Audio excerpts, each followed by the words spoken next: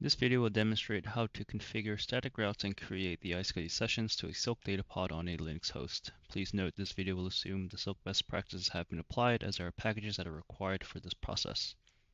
First, we'll create the static route on the SDP for iSCSI traffic to the host.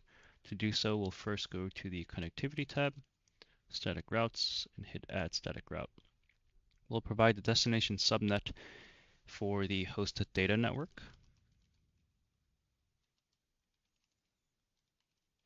the subnet mask for that data network, and the gateway for the external one data network on the SDP.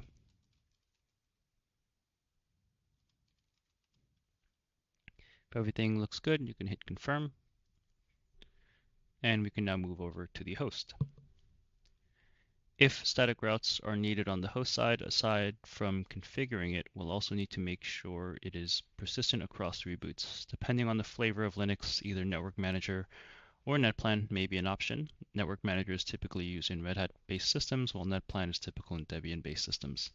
However it is done, please be sure to thoroughly test it in your environment.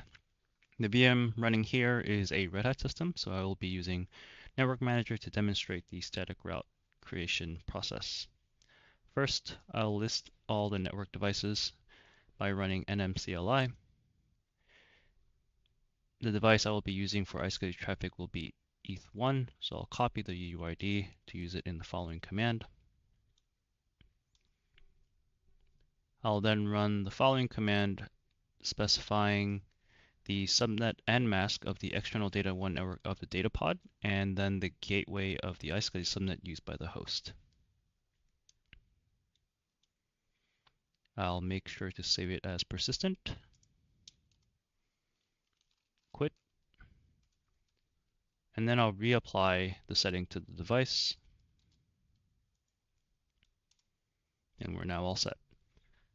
Finally, we can create the iSCSI sessions from the host to the data pod. We'll first need to run the iSCSI ADM discovery command specifying one of the iSCSI IPs of the data pod. We'll then copy the IQN of the data pod that was discovered and use it in the next command where we're specifying the number of sessions to create to the C nodes discovered. In this environment, I will be creating 12 sessions to each C node, but please refer to the Silk best practices document for further information. Next, we'll log in to all configured sessions.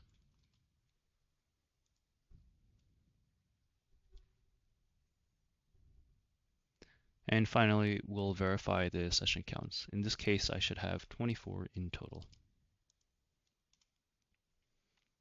With that, you're now all set and ready to create the host on the data pod and start provisioning volumes.